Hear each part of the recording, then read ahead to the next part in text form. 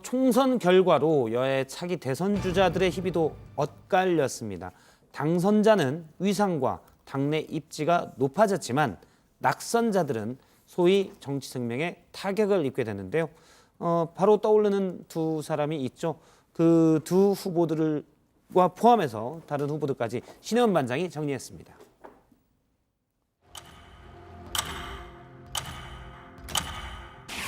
서울 종로입니다. 더민주 이낙연 53.0, 미래통합 황교안 44.8. 종합입니다.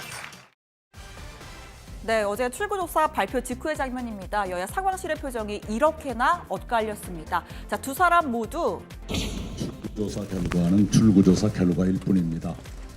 개표를 끝까지 지켜봐야 결과를 알 수 있을 것 같습니다. 네, 라면서 이 짐짓 신중한 태도를 보였지만 이낙연 위원장에겐 엷은 미소가, 이 황교안 위원장에겐 좀 초조함이 엿보였죠. 예상 득표율 차가 거의 두 자릿수에 가까웠기 때문입니다. 자, 종로는 누가 뭐래도 이번 총선의 최대 빅매치였습니다. 정치 1번지 종로라는 상징성은 차치하고라도 이 각각 문재인 정부와 박근혜 정부 국무총리를 지냈고 여론조사 1, 2위를 다투는 여야의 대선 주자입니다. 또 당의 선대위원장으로서 이 종로 승패 여부뿐 아니라 결국은 민주당과 통합당 이 총선 결과에 대한 책임을 짊어질 위치에 있었습니다. 결국 이낙연 후보가 58.4%의 득표를 얻어서 황교안 후보를 큰 표 차이로 이겼습니다. 국민의 명령을 받들어 집권 여당의 책임을 다하겠습니다. 코로나19와 경제 위축이라는 국난의 조속한 극복에 혼신의 노력을 다하겠습니다. 나라가 잘못 가는 것을 막지 못했습니다. 우리 당이 국민께 믿음을 드리지 못했기 때문입니다. 모든 당직을 내려놓겠습니다. 자, 원래 민주당은 8월, 통합당은 7월에 전당대회를 앞두고 있었는데요. 벌써부터 조기 개최설이 솔솔 흘러나옵니다. 대선 주자 입지를 굳힌 이낙연 위원장은 이 내친김에 당권에 도전해서 당내 선두 자리를 굳히는 시나리오도 검토하고 있고요. 이 반면에 황교안 위원장에겐 선택지가 별로 없습니다. 1년 2개월의 당권을 내려놨고 이 당분간 일선에 나서기는 좀 어려울 것으로 보입니다. 이 험지에 출마했던 잠룡들은 이 대부분 고배를 좀 마셨는데요. 민주당의 김부겸 후보 여권 험지인 대구 수성 갑에 세 번째 도전장을 냈지만 59.8% 대 39.3%, 이 통합당 주호영 당선인에게 예상보다 큰 표차로 패했습니다. 아까 보니까 일부 화를 내시는 분이 있던데 화를 내시면 안 됩니다. 누굴 자책할 일도 아니고 제 부족함입니다.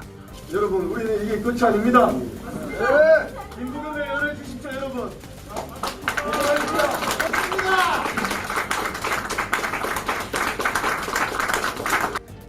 네, 그리고 오세훈 미래통합당 후보는 민주당이 20년간 놓지 않은 서울 광진을에 도전했습니다. 1년 넘게 지역을 돌면서 민심을 다졌지만 결국 정치신인 민주당 고민정 당선인에게 접전 끝에 패했습니다. 전직 서울시장이라는 굵직한 경력도 대통령의 입 앞에선 힘을 발휘하지 못한 것으로 보입니다. 자, 반대로 돌아온 맹주도 있습니다. 경남 양산을에 출마한 민주당의 김두관 당선인인데요. 2012년 경남도지사직을 내려놓고 대선 경선에 출마했다가 당시 문재인 후보에게 패한 뒤에 숨고르기를 했습니다. 험지 양산을에서 100표 단위의 피말리는 개표 끝에 신승을 거두면서 하룻밤새 PK 지역의 민주당 좌장으로 떠올랐습니다. 또 원조 친노라 불리죠. 이광재 전 강원지사는 2011년 정치자금 수수 혐의로 지사직을 상실했다가 지난해 말에 특별사면으로 이 정계복귀의 길이 열렸습니다. 9년 만에 명예를 회복했는데요. 본인의 원주갑 선거는 물론이고 강원 판세까지 책임졌다는 평가입니다. 제가 이 세상에 10년 만에 다시 돌아오게 됐습니다. 각별히 감사드립니다. 자, 야권도 좀 보죠. 홍준표 전 대표와 김태호 전 경남지사가 말 그대로 기사회생을 했습니다. 두 사람 다 이 통합당의 공천 파동을 겪으면서 무소속으로 출마했고요. 특히 홍 전 대표는 이 투표 직후 방송 3사의 출구조사에선 2위였다가 최종 스코어 38.5% 대 35.7%로 아주 가까스로 당선이 됐습니다. 자, 홍 전 대표는 조속히 당으로 들어가서 당을 정상화할 수 있도록 하겠다면서 이 통합당 복귀의 뜻을 내비쳤습니다. 평생 수성을 주민들에게는 보온을 하겠습니다. 은혜를 반드시 갚도록 하겠습니다. 이 또 JTBC에서는 거꾸로 내가 3%를 이긴다고 제가 서울 가면 JTBC는 반드시 나가서 내가 좀 이야기를 인터뷰를 할 생각입니다. 나하고는 상당히 사이가 안 좋은데 내가 이번에 그래 맞춰줄 줄은 꿈에도 몰랐어요. 네, 이 글에 맞춰드린 건 아니고요. 과학적인 분석에 기반한 예측조사 결과가 그랬던 겁니다. 아무튼 인터뷰한다는 약속은 꼭 지켜주시길 바랍니다.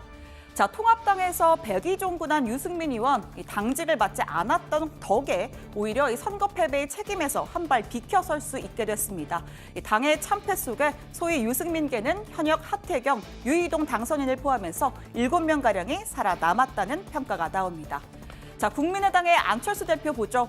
기대에 못 미친 득표율로 입지가 좁아졌습니다.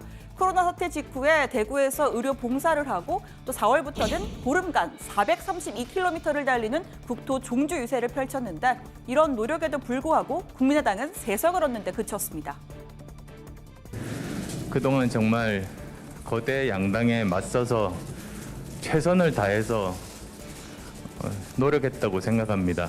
국민들의 뜻에 따라서 저희가 약속드렸던 일하는 정치 그리고 삶의 문제를 해결하는 정치 그것을 매진할 것을 약속드립니다. 고맙습니다. 자, 직접 나서지는 못했지만 측근을 대거 입성시킨 이 박원순 서울시장도 웃었다라는 평가입니다. 전직 비서실장과 이 서울시 부시장, 보좌관 등등해서 7명이 금배지를 달았습니다. 이렇게 대선 주자들의 엇갈린 힘이 들어가서 좀 더 이야기 나눠봅니다.